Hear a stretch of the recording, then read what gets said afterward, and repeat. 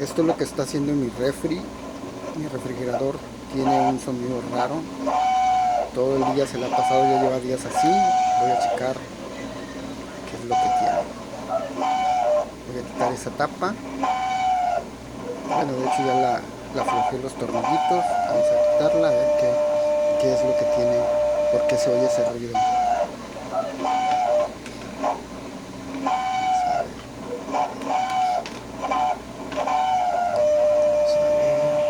Es el ventilador el que está haciendo ese ruido. Ok. Ya lo desconectamos de la corriente para echarle, pues vamos a echarle ahí aceite 3 en 1. Aceite para que, a ver si se le quita así el ruido. Está medio duro el eje donde están las aspas. Ok, vamos a proceder.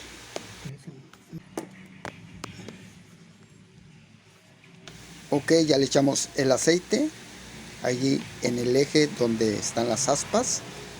Bueno, el eje donde está el motor del ventilador. Ahí mero echamos el aceite y pues vamos a ver cómo queda. Vamos a proceder a conectarlo. Al momento de conectarlo a la corriente va a funcionar el ventilador. Vamos a ver. Lo voy a conectar.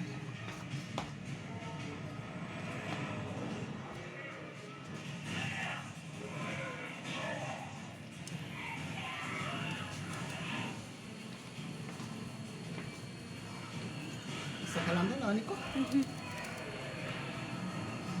Ok, pues ya se lo echamos. Al parecer ya se le quitó ese ruido. Era solo echarle aceite, lubricar ahí el eje para que ya dejara de hacer ese ruido extraño. Ahí está. Ahí está, ahora sí.